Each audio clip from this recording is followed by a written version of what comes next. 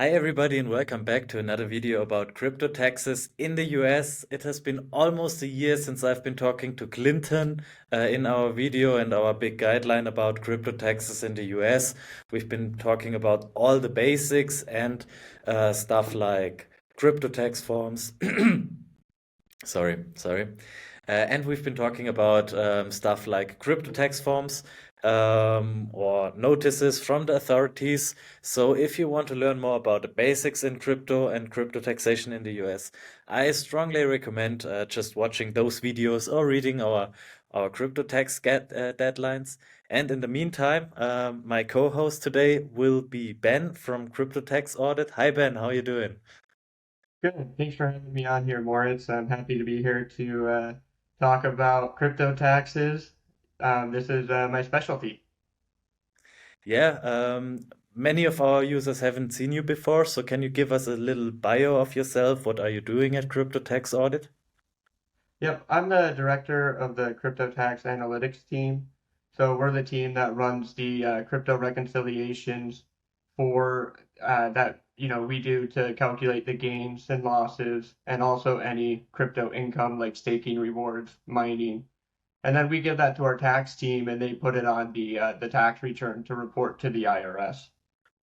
So you are basically or you are the specialist that does all the work and is deep into analytics and working with all the cases and trying to figure out the best way to track and to monitor all transactions from every trader and every miner and everybody involved in crypto, right? Exactly. The only thing I would add to that is I got a great team behind me of 7 or 8 analysts to help me do this. Without them, I wouldn't we wouldn't be able to complete all these crypto reconciliations. Okay, sounds very good. Okay, first I would like to summarize a little bit of the basics from the past videos, and I would like to start with the famous quote from your colleague from Clinton, which always recommends 3 steps when it comes to crypto taxes: earn money, pay taxes, and earn more money. And I think that's the basic guideline you need if you want to deal with crypto and make some money there. So always think about this quote when you think about crypto gains and everything else in related to crypto. And to summarize everything related crypto taxes in US shortly. Sorry, I have a little thing in my throat, but they will cut this out. So basically, in the US, everything that I trade in crypto is considered as capital gains. And if I have a holding period of over 1 year, my capital gains tax rate is dropping from 20 to 10%. And all my income is basically considered as income in crypto. But we will get into detail more, or if you want to get more in detail about that, you can watch the other video with Clinton. And related to that, there are some specialties, of course, in any case. And many of you had some questions in our communities, and I just want to start right away with the questions. Or do you have anything to add there, Ben? Um, yeah, just one thing to add.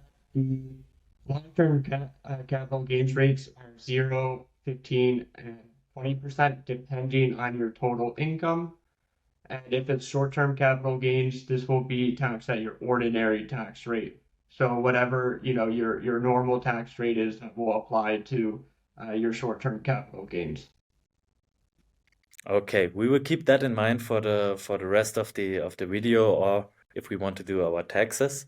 And let's start right away with our questions from the communities. How is it when I buy crypto in some portions and sell everything in one point? For example, let's say I bought $1,000 worth of crypto every month back in 2023 and sold it for $10,000 in total. So with some gain on March 1st, 2024. How does the IRS calculate with portion in the total? Um, no, how does the IRS calculate the gain, and how does it relate to those portions bought? I'm sorry, the grammar is a little bit. to add on this one. So basically, we are talking about a trader who doesn't buy his whole position in one point. He tries to split his position and buy several dips, for example. Yeah, so the IRS will most likely use a FIFO method if they're calculating the gains. Generally, they're going to calculate a taxpayer's gains if they're under audit. Um, and if you receive a 1099 from an exchange like Uphold, I know they issue a 1099 for the gains. Generally, they're going to use the tax disposal method FIFO, which is first in, first out. So the first tax, let's imagine you're buying Bitcoin. The first, Bitcoins that you buy are going to be the ones that are being disposed of. So this is, how they do it. And now in 2014, the IRS came out with an FAQ which addressed disposal methods, and they mentioned two disposal methods in there: FIFO and specific identification. Now, specific identification just means you're choosing the tax lots that are being disposed of, or you're choosing which, in the example of Bitcoin that you purchased to be sold. Generally, when you use a crypto tax software, this is in the form of HIFO, which is called highest cost in, first out. So generally, this is, you're trying to choose the Bitcoin that you purchased for the most amount of money as the one being sold, and this will generate lower gains than the FIFO method in general. Um, Now, there might be some controversy, of using specific identification because the IRS in 2023 came out with proposed crypto regulations, which are not finalized yet, and they state that the taxpayers need to use FIFO, and if you use specific identification, you need to choose the tax lots at the time of sale. However, they gave no guidelines for how you would choose the tax lot at the time of sale, or how this would be reported, how this would be done. So unfortunately for most taxpayers, they're going to default to the FIFO method, which is generally not as favorable.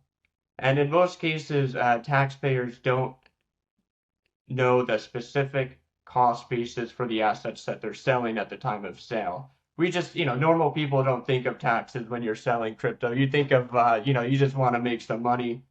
So keeping track of your cost basis, especially when you have hundreds to thousands of transactions, becomes very complicated. So my advice for people who are using the specific identification method is to consult your tax advisors before doing so. Otherwise, I recommend, taking the conservative approach and using FIFO.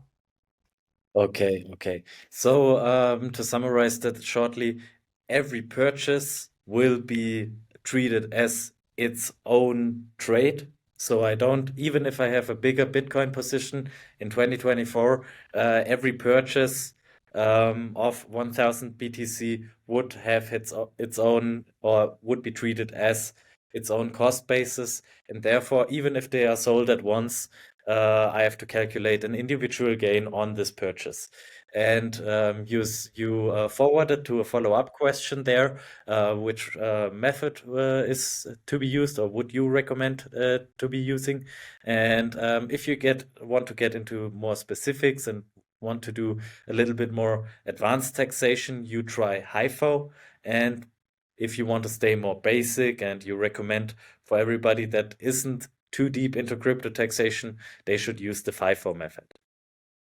Yes. If you're using something other than FIFO, please consult your tax advisors on the risk. If these proposed regulations come out, um, likely everyone will default to FIFO. Even though that doesn't affect, prior tax years, most likely it won't affect prior tax years. There's still that risk if you get audited, the IRS may overturn your position. Um, so always, consider those risks when determining which method you can use. Okay, that sounds very good. So if you don't mind, I would skip to the next question, which is a pretty basic question, but it shows a pretty good example on how you deal with several transactions. How are taxes reported on crypto assets bought or sold outside of centralized exchanges? For example, I bought $100 worth of Ethereum on Coinbase. Then I transferred that Ethereum outside of Coinbase and used this decentralized exchange to purchase $100 worth of token X. Held token X for a year and made $100 profit with a total position of $200. Traded token X for Ethereum to transfer this Ethereum back to Coinbase and to convert this Ethereum into fiat cash. How does the IRS identify that as a long-term capital gains, or is the IRS identifying this whole process as long-term capital gains, or is it automatically considered short-term gains? So the capital gains that result from holding token X for a year and then selling to Ethereum, or longer than a year, that would be considered long-term capital gains. Now there's going to be another capital gains event when you transfer Ethereum to Coinbase and convert that to cash, and that will be short term. If you transfer the Ethereum right away and convert it to cash, there will likely be a minimal, capital gain or loss because the value won't, appreciate or depreciate, at the time of transfer.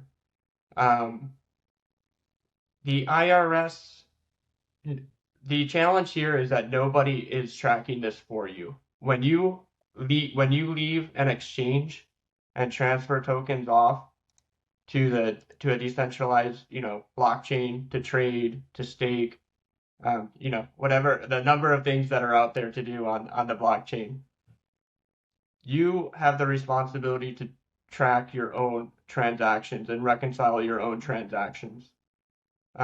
If Coinbase were to issue a 1099 to the IRS, this 1099 will be incorrect because they're not taking into account your activity on the blockchain. Coinbase will only track what happens on Coinbase, and once you transfer a token off Coinbase, they will stop tracking that token. So if you transferred it off and then back on again, they will assume that it has a zero cost basis. So it's very important that you do your own reconciliation if you are using more than one exchange or you are using the blockchain. Uh, Okay. Maybe we should also clarify there that the transfer from Coinbase to the uh, DeFi wallet is not a taxable event, because as a crypto user there, you are just transferring between wallets, which means you take the $100 bill from your first wallet and put it in the other one. That's not a taxable event. Only if you change those assets against something else, then you have a taxable event. exactly. And the long and short term period is to be calculated between every change, not every transfer. Correct. Okay. The holding period, restarts again. Okay, I think we answered this question pretty clearly. If you have any further questions or any related issues, don't be afraid to hit the comment section. We are happy to read the comments and answer them directly. And of course, if those are very important questions, we will we will discuss them in a further video, of course. So let's go to the next questions. What do we do about crypto lost in one of the bankrupt centralized exchanges? Do we have to pay tax on the stolen or lost coins there? So I think this user is referring to FTX or Mt. Gox or some of those exchanges that went bankrupt. Yeah, this is a pretty hot topic, especially considering Celsius to a lot of users. Celsius users are getting some of their funds back, although not all of it. Uh, this is a complicated issue. If you watch there's a lot of other content creators out there and who are hosting, tax accountants, CPAs, lawyers, and they all have, slightly, different responses. And the reason is, it depends. Every situation is different. Every taxpayer's situation is different. And each of these bankruptcies and failures are different.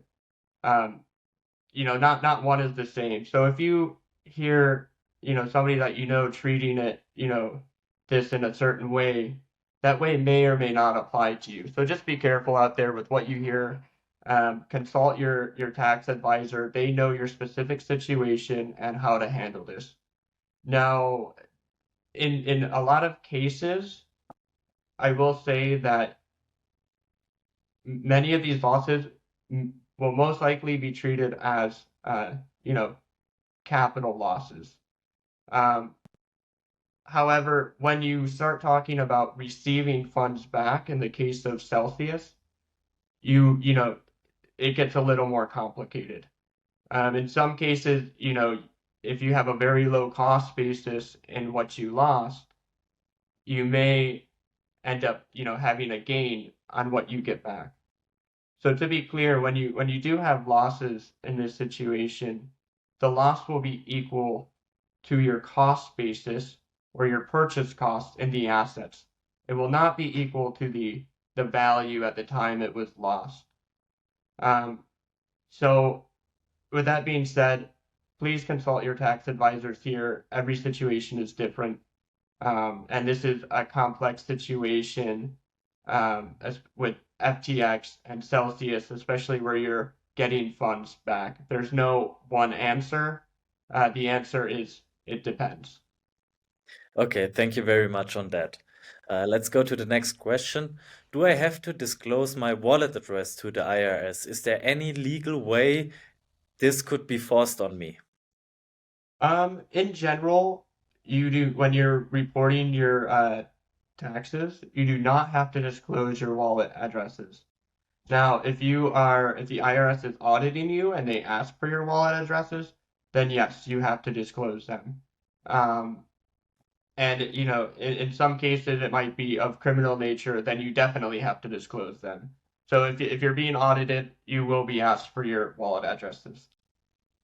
Okay, and if yeah, let's take a look at some people out of the Bitcoin community. If they don't comply, if they refuse to show their wallet, what is happening then?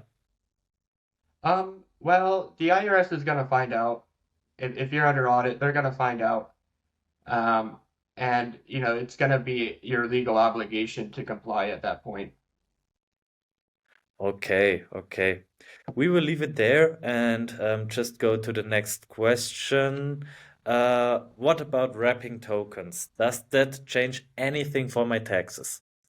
So basically, there are several ways to wrap a token or to use wrap tokens. Um, Maybe we stay with or I assume that the user wants to find out if he bought ETH, for example, and wrap them somewhere to bridge it to another chain or to use it on several exchanges, but still has this wrapped ETH. And maybe he wants to find out about the holding period if there is starting a new period once he has wrapped his tokens, or is the period remaining at the initial purchase of this Ethereum? Yeah. So there's a few scenarios here. One, let's just talk about centralized exchanges. Let's say you have um, Bitcoin on crypto.com and you trade that to wrap Bitcoin. Um, that's a trade. You're not wrapping the token, per se. You're trading it to a wrap token. Um, Now let's take the ETH example on the ETH blockchain where you might wrap it to go to, a layer two.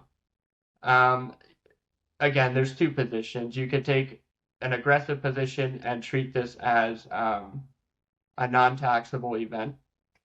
But this gets complicated to track, um, and there's no right now there's no guidance. So if you were to be audited, there's chance that the IRS would overturn this. Then the conservative position here would be to treat wrapping as a taxable event. Before you decide what to do, consult with your tax advisor. They will be able to help you make the right decision. Um, and to be honest, in a lot of cases that I've seen, people will wrap their ETH, send it to a layer two, and then they'll immediately trade it. So there's no, there's the trade at the end of the road. So it doesn't matter if there's a trade, in the middle of the road or not. You're trading it away, so it doesn't really matter how you treat it in that case. Hmm. Hmm.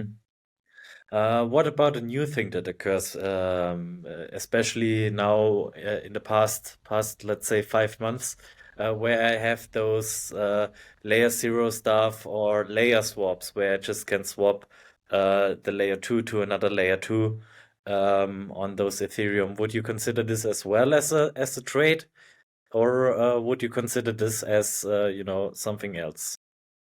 So you're transferring a layer two token to the Ethereum from a layer two network to the Ethereum network. Not necessarily. Maybe also, for example, from Arbitrum to Base. Yep.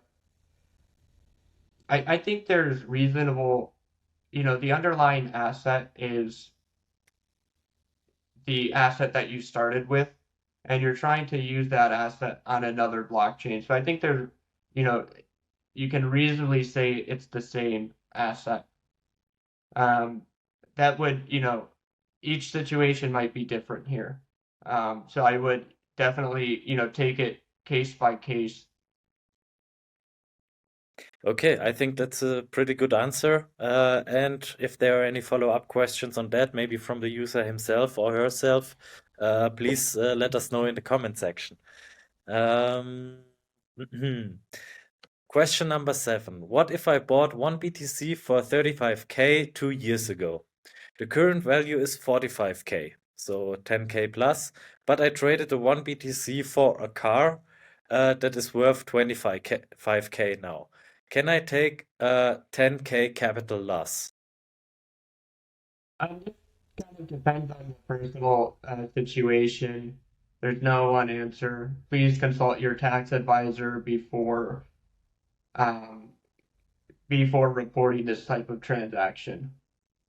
Okay, but basically we could say that if I move out of crypto and I use my crypto to pay something from the real world, like a service or a product, this would be considered on a very basic level as another trade, a sell of those coins, right? It would be considered a taxable trade. Um, Determining the value might be different. In this case, Bitcoin has a clear and determinable fair market value. So writing this off as a loss might depend on your certain situation. In most cases, you got to ask yourself, is it favorable to the taxpayer? If not, then you can't do it. Okay, that sums it up pretty good. Let's go to the next questions. How do you calculate taxes on token generating NFTs? So I think the user is referring to minting and paying a minting fee or something like that. How does this process work in short? So my understanding would be, yeah, you pay that minting fee and you get an NFT. The cost basis would be equal to that minting fee. In most scenarios that I've seen, the minting fee is, a few bucks. So if it's, in a lot of cases, it might not be worth, if you have a lot of these minting NFTs, it might not be worth going through to add, a few dollars of cost basis to it. Okay.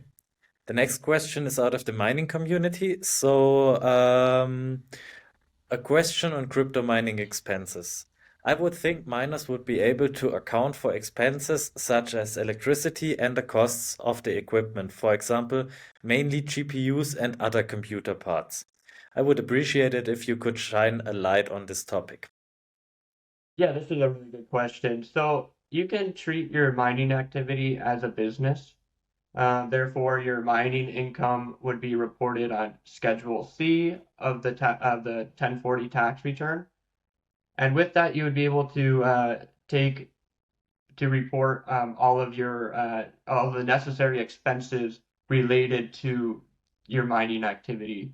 So the electricity, the computer parts, any equipment, maybe you rent out, a space to do the mining. Those could be deducted against your mining income. Now, if you're doing this, alone, as I said, you report this on your Schedule C, and the net income would be the net income would be. Hold on, sorry, I blanked. You would have to report this on Schedule C, and the net income would be subject to self-employment tax, which is 15.3%, and this goes to cover Social Security taxes. Um, in a lot of cases, I've seen, the mining expenses are quite high, so there's, low self-employment taxes. If you're doing this with another person, this could be considered a partnership, whereby you may need to file a partnership tax return or another business tax return, just depending on your situation, how you set it up. Um, so yeah, if you're doing mining and you have a lot of expenses related to the mining, deduct them. Okay, this also applies, of course, to accounting costs and costs of tax attorney and everything related to that, right? Correct. Okay, thank you so much. I think the miners in the US are relieved to hear that and yeah, deduct your costs. And yeah, let's go to the last questions or to the last question. Like I said in the beginning, the tax deadline is coming up. We have almost 2 weeks until the tax deadline in the US, and this is a very good question that relates to that. How do I apply for a tax deadline extension? Do I have to do it before the original deadline? Can anyone apply, or are there any restrictions? Yes, anyone can apply for a tax extension. There are no restrictions. You have to file this before April 15th, the tax deadline. And then you get an extension to file until October 15th. So this gives you a 6-month extension. Very important thing to note, this is an extension to file, not an extension to pay. So if you owe taxes or you believe you will owe taxes, it's very important that you make an estimated tax payment before the extension deadline. And this can be done directly on the IRS's website. And if you just Google IRS extension payment or estimated payment, you'll be able to find this. Okay, Ben, thank you very much. Just in relation to this tax deadline, do you want to give our viewers any more last tips for filing their taxes or collecting their information about taxes? What are the essential points they need to know in the next 14 days? In the next, in the next 14 days, but just in general, the biggest pitfall I've seen is people having gains throughout the year or earning staking rewards, and they don't put enough money aside for taxes.